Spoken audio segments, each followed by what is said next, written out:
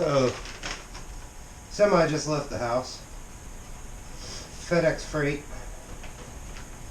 And we finally got our Titan 48-inch pallet forks. I've been using Titan clamp-on forks up until this point. And they're great, but there is some drawback. So obviously you can't see through the bucket, and pretty high in the tractor to try to see over the nose and see your pallet forks. And then the worst part is, man, that's a light duty bucket, which, I mean, all Kubota buckets, they're pretty thin wall, so there's a lot of flex. If you put some real weight on these things, like, you wouldn't want to lift capacity of the front end loader on these clamp-on forks. It's just going to flex the bucket way too much. So we got some real pallet forks. We're going to get these together, put them together, and then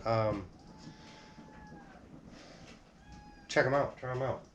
So looks like I got one more good pallet underneath here for implements out back, but and attachments. I like to set them on pallets, get them off the ground, but the top pallet's destroyed. So I went with the 48-inch forks, and I'll tell you why.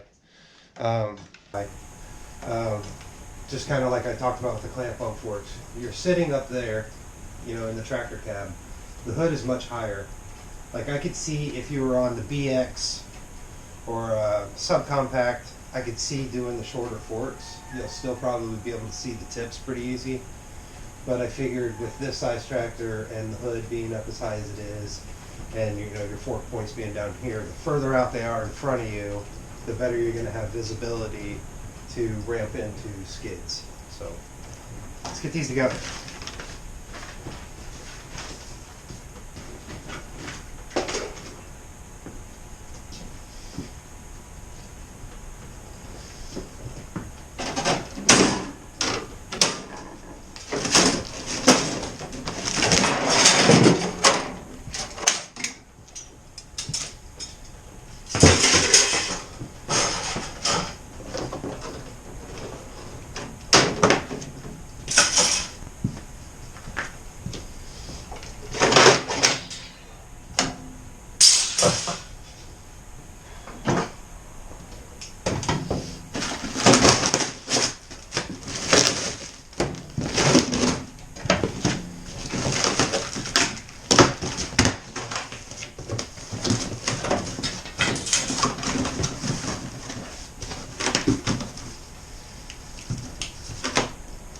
I like the thought of this 2-inch receiver output too. I just don't know what kind of visibility I'll have to use it with, like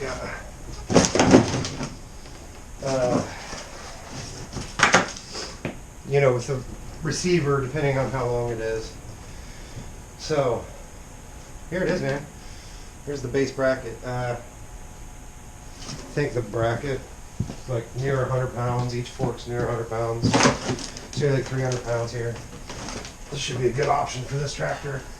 And then maintaining some of its lift capacity. So,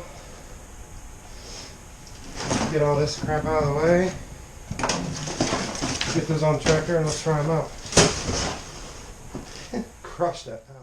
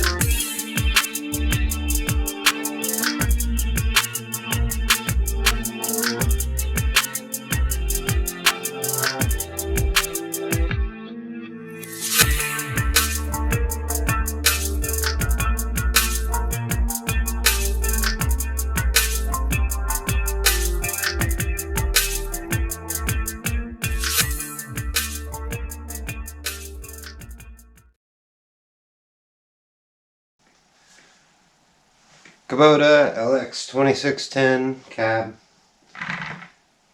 Good match or no? Titan compact, I believe, pallet forks. See a lot of 5/16 and 1/2 inch steel here. These things are actually heavier than I thought. It's a perfect match for this tractor. The forks, as I said, I went with the 48-inch forks. That's for visibility. When you're up in the cab and you got to see over this hood. You know, if you're picking up off a trailer or anything, the visibility is great through them. I think these are 3,000 pound rated forks. I think. I'm not even sure about that. I know that they're rated beyond this tractor and its capabilities. So I had the skid steer pallet forks on this in the past, and those pallet forks are about 500 pounds versus these about 300 pounds. I mean, each fork's about 100, and then the base is about 100. I think it's just over 300 total. These things are great. Just a quick little video matched up with this tractor. Pallet forks, you know, you hear a lot of people talk about like it being their favorite front end attachment because the versatility is so incredible. I mean, you can clear brush. I shot a little bit of video of uprooting a little tree and wanted out of the yard because it was a mowing nightmare. You know, I'm trying to get all my attachments on pallet forks off the back of the barn there. Moving pellets for the pellet stove for heating purposes. It's endless. It's one thing after another that you can do with these. So these lighter forks don't really mess with the lifting capability of the LX. Plenty of lifting capability for this tractor. I mean, people that want to go higher and they think that, you know, you're in this class tractor.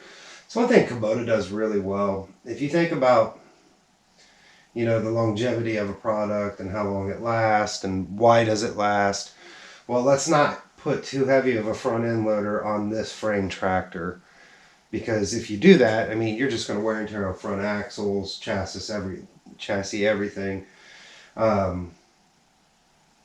If you didn't have rear ballast on this thing, you can easily pick the back end of this tractor up with this front end loader.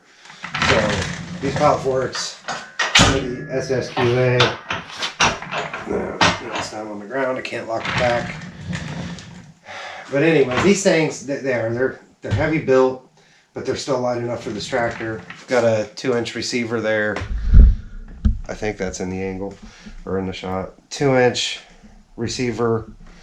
So I may end up using that thing for like moving the trash can or something.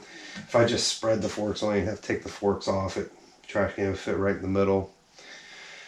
I think we touched everything that I wanted to in this. I think the next video I'm going to do with the LX is we're going to get into the mid-mount mower adjustment, and, you know, if you want to use your 3-point with the mid-deck on there, the pins and everything. The manual, I feel like the manual for the mid-mounts is like an older class manual. Like, it doesn't describe it really well, so I want to do a video of all that together. I've used the mid-mount mower now. It mows wonderful. I also wanted to show you one little thing I discussed on a previous episode. I think it was the last episode. What was the last episode? Because it's the only episode with the 2610. But I did notch out my quick hitch, and I'll show you that. So the quick hitch, when you would, oh man, terrible lighting. Hold on a second. Let's see what we can.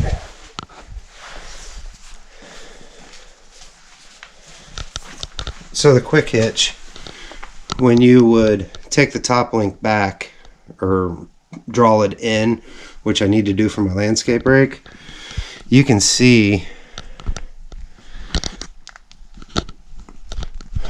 trying to hold my phone for a light and the camera, so you can see where the quick hitch wanted to make contact with this on the extend link here. So just a simple little notch out, and now that does not make contact, and you can pull that top link all the way in with this all the way back. It still clears all the glass and everything at the top. So I wanted to show that if you're going to do the LX2610, you're going to do the cheaper version of the quick hitch, you are going to want to notch these out. You can see both sides, I think that shows up over there on this. But anyway, you got to do that, or else you're going to destroy this. And I already did put a little bend in those, which I'm not too terribly concerned about. But like I said, next video, I'm going to get this tractor cleaned up, and we'll get into the mower deck and just try to, you know, make a good video of that. Forks are adjustable, locking. So, great match, people. I mean, this is Titan Distributing. That's their forks. I think they go around 550 with the 48-inch forks on it. Again, I mean, you can do a shorter fork, but just for visibility purposes, when you're up there in the seat, to see over the hood and see out here to the tips. Like, I already have to move forward in the seat to show that. Works pretty good. I think I mentioned this in the last video too. I put my little Hot Shot mirrors on there, and it's just a $12 suction cup rear view mirror in there. Just gives me more view in the back as I'm using the tractor. So, upcoming videos, like I said, we'll do adjustment setup on the mid-mount mower, and then we'll go ahead and do our 50-hour service, and I'll try to get that on video too. So, hope everyone's doing well. If you enjoy these, hit like, hit subscribe, You're welcome to leave any comments. I enjoy people leaving comments. Take care, everybody. I'll catch you next time.